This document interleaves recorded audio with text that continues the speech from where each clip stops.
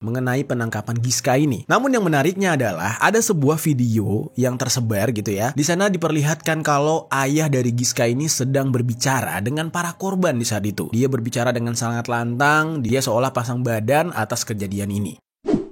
Yo geng, tekan tombol subscribe geng. Hey yo, what's good? Welcome back to Kamar Jerry.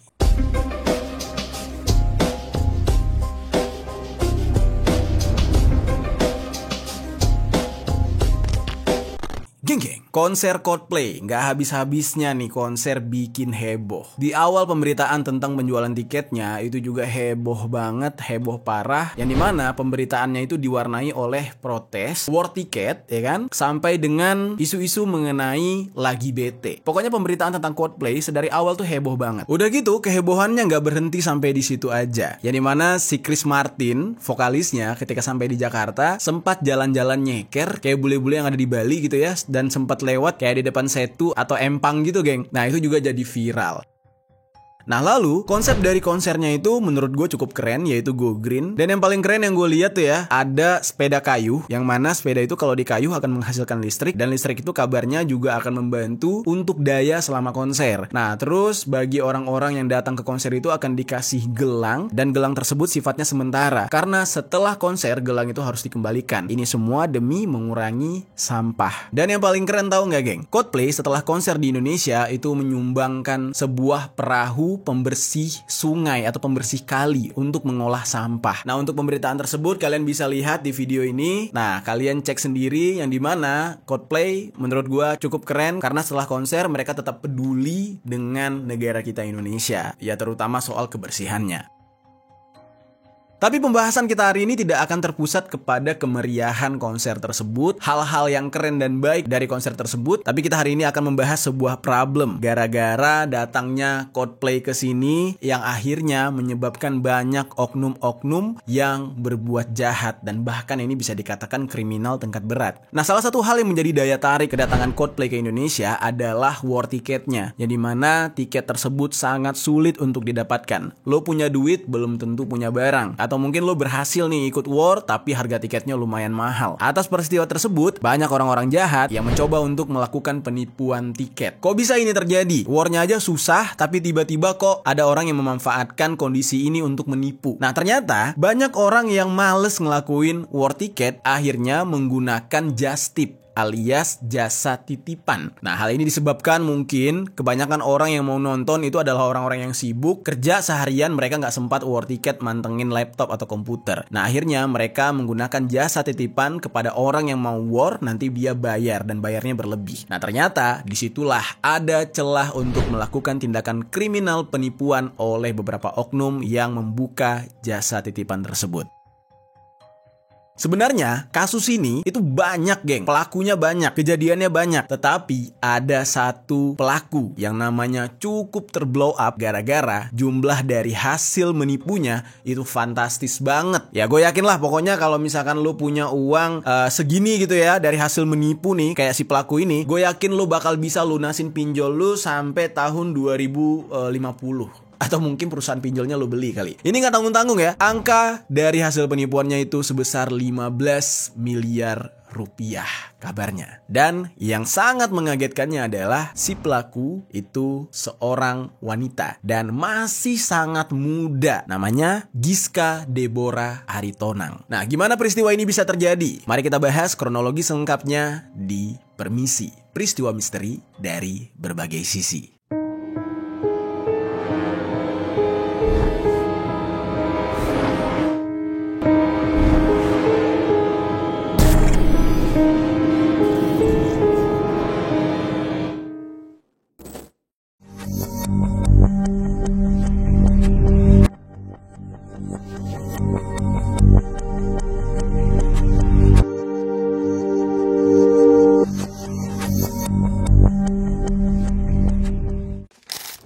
Oke, seperti biasa sebelum kita mulai ke kronologi, kita bahas dulu profil dari si pelaku. Nama lengkapnya adalah Giska Deborah Aritonang dan dia merupakan seorang mahasiswi di Universitas Trisakti, Fakultas Ekonomi dan Bisnis, mengambil program studi manajemen yang kabarnya dia ini masih berumur 19 tahun. Di Trisakti, dia ini masuk pada semester genap di tahun 2022 dan mengambil kelas internasional. Dan ternyata Giska ini kabarnya sudah memiliki catatan di kampusnya. Nah, kalau di kelas internasional Fakultas Ekonomi dan Bisnis Trisakti, pihak kampus sering mengadakan pertemuan dengan orang tua mahasiswa setiap tahunnya. Nah, nantinya orang tua mahasiswa ini akan diberitahukan mengenai perkembangan anaknya selama kuliah. Nah, dan ternyata pernah suatu ketika nih geng ya, orang tua Giska ini datang ke kampusnya sambil marah-marah. Dan usut punya usut, itu semua gara-gara orang tuanya pernah ditipu oleh Giska mengenai perkuliahannya selama di Trisakti. Ternyata selama kuliah dia ini sering bolos, tidak mengambil SKS sesuai dengan ketentuan, dan orang tuanya merasa ditipu oleh anaknya karena orang tuanya sudah memberikan bayaran full alias sudah membayar sesuai dengan jumlah SKS yang seharusnya diambil.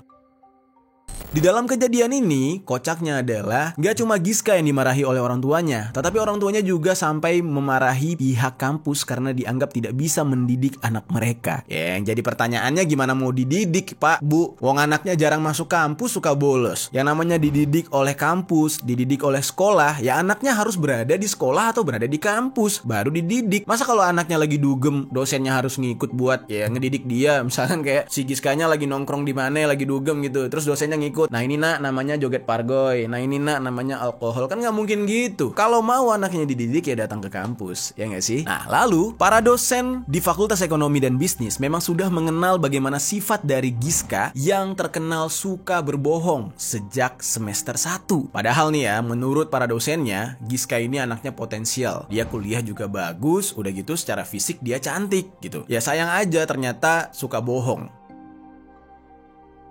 Lalu ada informasi lainnya nih geng ya, yang datang dari seorang influencer yang bernama Christo Emmanuel. Nah Christo Emmanuel bilang kalau Giska ini ternyata pernah belajar sama dia dan merupakan mantan muridnya di eskul teater. Tapi nggak tahu nih kapan tepatnya Giska ini belajar di eskul teater tersebut, yang mana kemungkinan nih ya itu pas dia SMA kali ya. Nah jadi bisa dikatakan dari track recordnya memang Giska ini cukup terpelajar sebenarnya. Oke, sekarang kita masuk ke dalam kronologi penipuannya.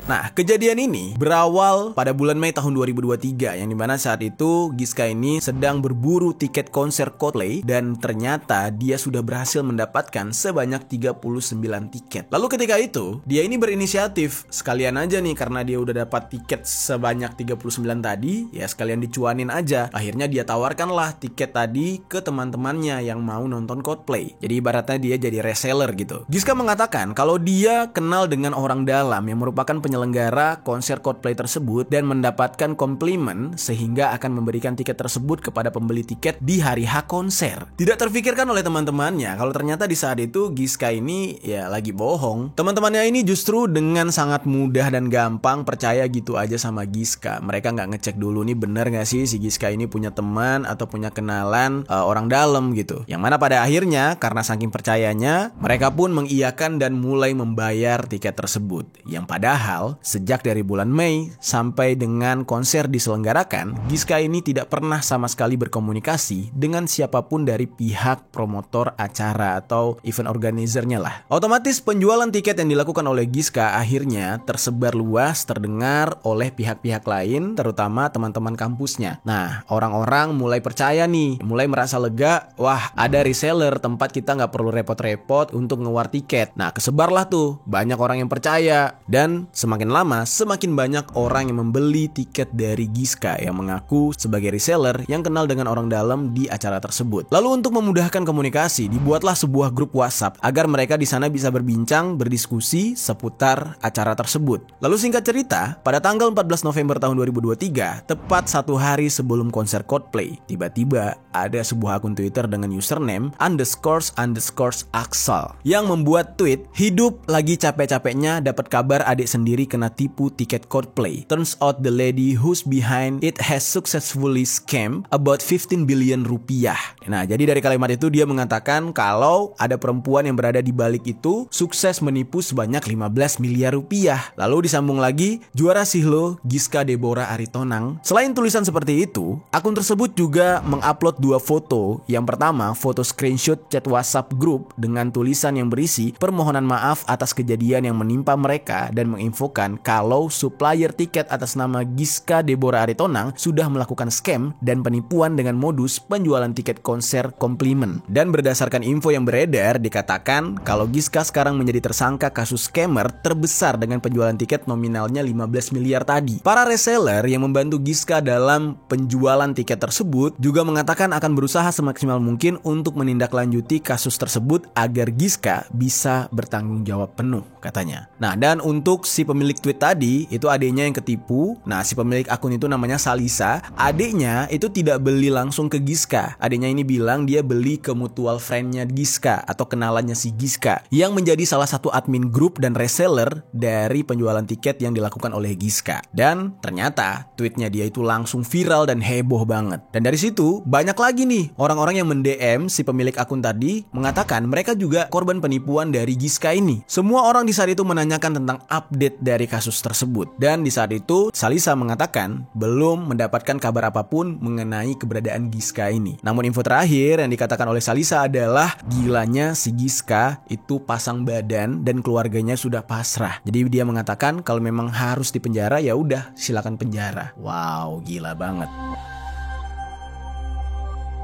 Lalu singkat cerita, pada tanggal 15 November tahun 2023, si pemilik akun yang bernama Salisa ini memberikan update kalau ternyata uang adiknya yang tertipu itu di-refund sama salah satu reseller Giska yang mau bertanggung jawab. Nah, beruntunglah adiknya si Salisa ini karena si reseller tersebut mau bertanggung jawab menggunakan uang pribadinya karena dibantu oleh keluarga. Sementara Giska tidak melakukan apapun, geng. Dia ya diem-diem aja, nggak bergerak sama sekali dan sama sekali tidak memberikan komentar. Nah, lalu para korban yang akhirnya tidak tahan lagi langsung melaporkan Giska ini ke Polres Jakarta Pusat dengan laporan dugaan aksi penipuan. Nah, lalu di hari yang sama, tidak lama kemudian, si pemilik akun yang bernama Salisa ini kembali mengupdate, geng. Giska dan orang tuanya atau ayahnya sudah dibawa ke Polres Jakarta Pusat. Di saat itu Salisa juga menyertakan 2 buah foto mengenai penangkapan Giska ini. Namun yang menariknya adalah ada sebuah video yang tersebar gitu ya. Di sana diperlihatkan kalau ayah dari Giska ini sedang berbicara dengan para korban di saat itu. Dia berbicara dengan sangat lantang, dia seolah pasang badan atas kejadian ini. Di sana ayahnya juga mengatakan, ia akan bersedia untuk mengganti semua kerugian yang dibuat oleh anaknya. Nah, kemudian salah satu korban itu juga nggak bodoh. Ya, seperti yang kita tahu gitu ya. Yang nonton konser Coldplay ini kan orang-orang berduit, yang otomatis background mereka juga orang berpendidikan. Nggak mungkin mereka punya duit kalau mereka bodoh gitu kan. Nah, salah satu dari korban ini mengatakan, ya udah, kalau bapak mau tanggung jawab, mana buktinya? Coba bapak buktikan, bapak punya uang segitu apa enggak? Buktikan, tunjukkan isi rekening. Nah, gitulah kurang lebih. Kira-kira sekiranya kita semua punya tiket ini nggak ada yang turun, apakah kita sekarang bisa ada bukti untuk paling nggak biar kita bisa tenang? Loh, ini kan udah lagi enggak, record. maksudnya kayak Om bisa buktiin kalau emang Om punya uang senominal itu untuk ngegantiin kita semua. Aku jangan intervensi, intinya. Karena di dalam hal ini, para korban tidak hanya ingin mendapatkan ucapan belaka, janji belaka, tetapi juga harus mendapatkan jaminan. Dan mereka ingin kepastian agar bisa tenang menghadapi permasalahan ini. Nah, tetapi sayangnya ya, entah karena durasi mungkin ya, atau ya teman-teman di rumah ada yang lebih tahu kelanjutan dari isi video tersebut, apakah ayah Giska ini sempat menunjukkan jaminan atau isi rekeningnya atau enggak. Tapi yang jelas sampai video itu habis tidak ada ending atau tidak ada keputusan apakah ayahnya tersebut mengiyakan keinginan dari korban. Kemudian geng, usut punya usut, ternyata Salisa yang pertama kali memviralkan kasus ini, dia memberikan informasi lain mengenai sindikat penipuan tiket Coldplay yang ternyata tidak hanya melibatkan Giska. Informasi ini dia dapat didapatkan dari salah satu reseller yang juga menjadi korban penipuan Giska. Di sana dia bahkan memberikan 2 foto screenshot dari chat WhatsApp. Di foto pertama tertulis, "Giska teman aku udah kenal dari lama sebelum dia jual tiket. Bukan teman dekat tapi kita kenal baik. Giska jualan selama ini selalu lancar, nggak ada kendala. Terakhir yang paling gede itu Argen Indo." Nah, kemungkinan di sini yang dimaksud itu adalah pertandingan bola antara Argentina melawan Indonesia. Nah, di Argen Indo sendiri tiket keluar secara parsial. Parsial ini perlahan-lahan, gak langsung serentak, dan terakhir keluar itu di jam 3 di hari H katanya. Nah, lalu dia katakan lagi, Giska sepengakuan dia udah transfer ke pihak PK Entertainment melalui Mbak Claudia katanya. Dan menurut Giska, Mbak Claudia ini adalah salah satu bagian decision maker venue dan ada tiket gede yang dipegang oleh Giska, yaitu Cat 4, Cat 1, dan Festival. Udah berkali-kali ketemu dengan Giska dan ibaratnya rahasia dap Giska udah keungkap. Dan saat ini pihak yang dirugikan oleh Giska serta Claudia termasuk pihak gede atau dengan kata lain orang-orang atas katanya. Lalu ada satu foto lagi yang merupakan screenshot chat WhatsApp antara Giska dan seseorang bernama Claudia yang dimaksud. Claudia ini chat dengan kalimat gini, "Oke kak, aku tunggu minimal 70%, kalau bisa lebih bagus banget." Dan chat itu terjadi pada jam 17.45.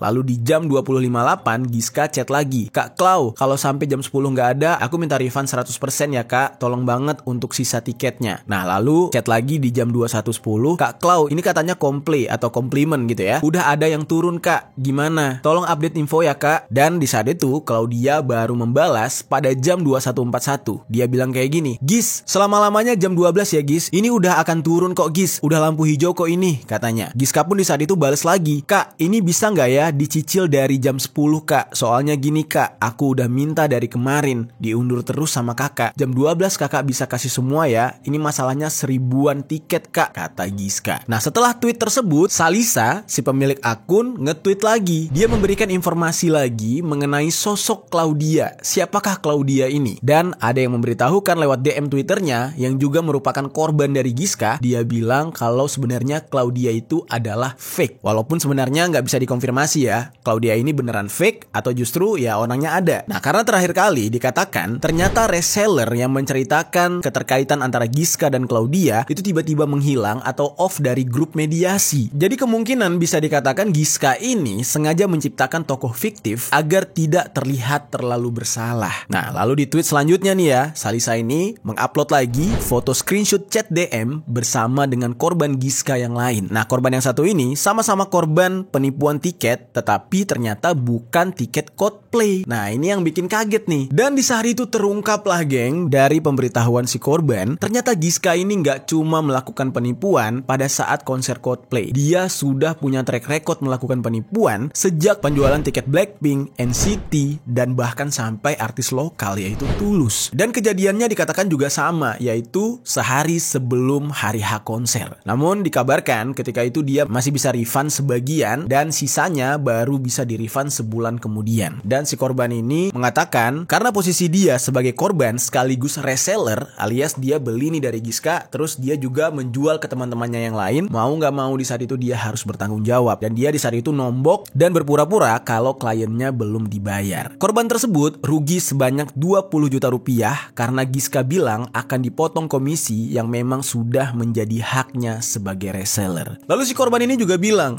ini skemanya mirip banget katanya. Penipuan Giska ini itu udah pernah terjadi dulu, terus lagi-lagi yang ngomong ke para korban bukan Giska, tetapi ayahnya. Ini persis nih kayak kasus penipuan tiket Coldplay. Nah, tapi menurut si korban, dia mengatakan ayah Giska ini adalah seorang yang suka playing victim. Alasannya, karena ketika dia bertemu dengan ayahnya Giska, ayah Giska ini malah memaki-maki korban, padahal Giska lah yang bersalah karena tidak bisa mengembalikan uang korban. Di saat itu dia cerita bahkan ayahnya Giska ini sampai teriak-teriak gitu ya kepada para korban. Ayahnya di saat itu mengatakan kalau kesalahan yang terjadi terkait penipuan tiket merupakan kesalahan bersama katanya. Ya padahal kan dalam kasus itu anaknya yang menipu, malah dia bilang ini kesalahan bersama. Dan ayahnya Giska juga mengatakan kepada para korban bahwa korban-korban ini mau makan duit haram. Nah, karena ucapannya itu, para korban di saat itu menjadi trauma dengan ucapan ayahnya Giska dan selalu mengingat ucapan ayahnya Giska tersebut. Dan di dalam hal ini, ayahnya ini kocak banget. Dia mengatakan kalau ini merupakan pembelajaran buat anaknya. Tapi lucunya nih ya, seharusnya kan ini sudah menjadi pelajaran buat Giska sejak bulan Maret lalu. Dan kalau bisa sih ayahnya harusnya melarang gitu kan, karena kan sudah pernah terjadi. Dan sampai pada akhirnya ini bisa terulang lagi. Korbannya ini mengaku dia sampai harus mengembalikan uang sebesar 60 juta untuk ganti rugi. Sementara Giska hanya mengembalikan uang sebanyak 10 juta di dalam kasus tersebut. Si korban ini kasihan banget, dia bilang dia sampai harus gadai mobilnya, geng. Nah, lalu banyak netizen nih yang mencurigai apakah kasus Giska ini justru melibatkan keluarganya. Nah, sampai-sampai netizen mengomentari tentang sikap dari ayah Giska yang terlihat sangat santai ketika menghadapi hal ini. Nah, dan perihal Siska yang mengaku kalau dia sudah menyetor uang tersebut kepada pihak PK Entertainment mengatasnamakan Claudia tadi, nah si korban juga bilang jangan percaya dengan hal itu karena skema kayak gini sudah pernah dia lakukan di bulan Maret lalu. Nah lalu geng, Salisa si pemilik akun kembali memposting lagi nih geng. Ternyata pengakuan tentang korban penipuan dari Giska ini semakin banyak. Nah kali ini ada sebuah screenshot yang dibagikan oleh Salisa mengenai korban penipuan Giska yang terjadi pada bulan November tahun lalu justru. Nah kasus ini mengenai penipuan penjualan tiket NCT yang mana korbannya adalah teman Giska sendiri. Dan lagi-lagi si temannya ini menjadi reseller. Dia yang membantu Giska untuk menjualkan tiket-tiket kepada banyak orang. Skemanya masih sama, yaitu dia mengaku kalau dia kenal dengan orang dalam dari vendor konser tersebut. Lalu singkat cerita, ketika orang-orang sudah mulai membeli tiket kepada dia, pada 3-2 hari sebelum hari konser, Giska ini masih mengatakan tiket aman, tetapi dengan modus yang sama, yaitu di 1 hari sebelum konser, ternyata tiket yang sudah dibayarkan oleh para korban, dia bilang gak ada. Para korban di saat itu dibingungkan oleh sikap Giska yang dengan sangat tenang mengatakan kalau tiketnya gak ada. Udah gitu, para korban mempertanyakan, mana nih kenalan orang dalamnya? Kok tiketnya bisa nggak ada gitu? Lalu skemanya masih sama. Giska memberikan bukti chat dengan mengaku kalau dia sudah menyetorkan uangnya kepada penyelenggara konser. Dan kali ini tokoh fiktif yang dia katakan sebagai penyelenggara konser itu bernama Freddy. Nah jadi bukti chat itu jelas banget yang mana Giska ini menghadirkan sosok fiktif yang bernama Freddy tadi. Oke, sekarang kita masuk ke dalam pembahasan proses penangkapan Giska. Nah, jadi geng, pada hari Jumat tanggal 17 November tahun 2023, Polres Jakarta Pusat resmi menangkap Giska atas kasus penipuan tiket Coldplay ini. Lalu pihak kepolisian menjelaskan Giska ini ditangkap atas 6 laporan sekaligus yang diterima oleh pihak kepolisian Jakarta Pusat dari reseller yang membeli tiket ke dia yang kalau dihitung total kerugiannya cukup fantastis, yaitu 5,1 miliar rupiah. Gila nggak tuh? Jadi kalau misalkan dikonvert jadi tiket tuh sekitar 2.268 tiket. Nah yang gilanya nih ya, ada satu laporan nih dari seorang korban yang berinisial VS. Dia mengatakan dia mengalami kerugian 1,350 miliar, yang mana dia membeli sebanyak 700 tiket kepada Giska. Terus yang kedua nggak kalah fantastis, inisialnya AS. Dia rugi sebanyak 1,30 miliar atas pembelian 600 tiket. Lalu yang selanjutnya berinisial MF, kerugiannya sebanyak 1,3 miliar. Dan yang keempat berinisial SY, kerugiannya 73 juta. Lalu selanjutnya yang berinisial AR, kerugiannya sebanyak 1,3 miliar. Dan yang keenam berinisial CL dengan kerugian 230 juta rupiah. Gila gak tuh? Fantastis banget angka-angkanya. Dan kerugian tersebut belum dengan kerugian-kerugian ya dari hasil penipuan konser yang lain. Ya konser Blackpink, NCT, dan juga konser lokal yaitu Tulus. Dan kalau ditotalin semuanya, ternyata kerugian dari para korban itu sebanyak 15 miliar rupiah yang sudah berhasil dikantongi oleh Giska. Ayo, siapa nih dari kalian nih bujang-bujang lapo yang belum menikah, ingin mencari wanita pendamping spek oke lah, nggak jelek-jelek banget, dengan total kekayaan yang sudah cukup untuk hidup selama beberapa tahun lah ya, sampai tahun 2150 kayak aman lah 15 miliar ya.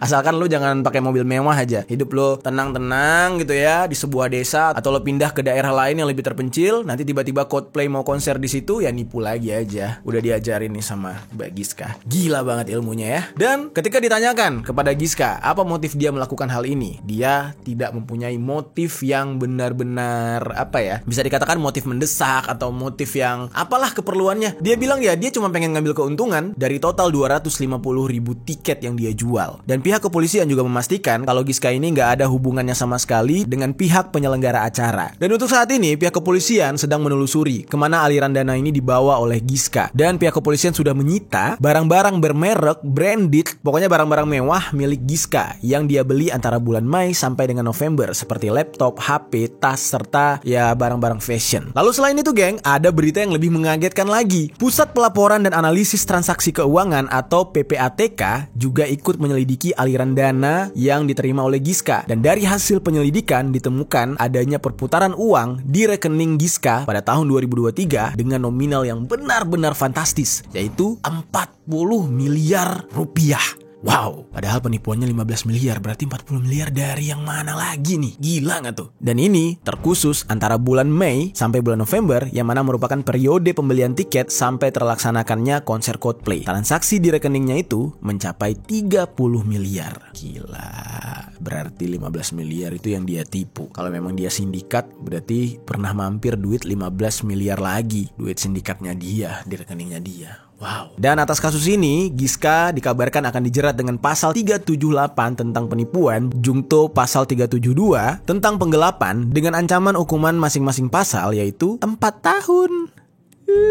Gila loh, sedih banget. Dan selain itu, hasil temuan PPATK juga akan diserahkan kepada pihak kepolisian sesuai dengan Undang-Undang Nomor 8 Tahun 2010 tentang pencegahan dan pemberantasan tindakan pidana pencucian uang. Dan mengenai pengembalian uang serta hal-hal lainnya, polisi meminta para korban untuk menunggu sampai proses pengadilan terlebih dahulu. Aduh, gila gak sih geng? Ini nih yang gue takutin nih di negara kita. Di negara kita tuh kasus penipuan, kasus hutang piutang, itu yang dirugikan biasanya ya korban. Mau ini terselesaikan atau enggak, tetap korban tuh gitulah. Karena biasanya nih ya kasus penipuan ya pidana. Tapi apabila si pelakunya menyanggupi gitu ya untuk membayar hal itu atau di-convert menjadi hutang piutang, maka itu akan dianggap perdata. Dan perdata ini nyakitin banget, yaitu si penipu tadi atau si orang yang berhutang tadi diberikan keringanan dengan membayar berapapun yang dia sanggup sampai hutang itu lunas. Jadi kalau misalkan dia sanggup 1 bulan cuma bayar 1.000, 2.000, sejuta, 2 juta, ya udah, ya itu kekuatan dia. Dan itulah yang menjadi hal yang benar-benar memprihatinkan di negara kita saat ini. Nah lalu geng, dari beberapa kabar angin yang gua dapatkan gitu ya, dikatakan uang hasil penipuan ini itu katanya ditransfer ke rekening luar negeri. Tapi ini nggak tahu nih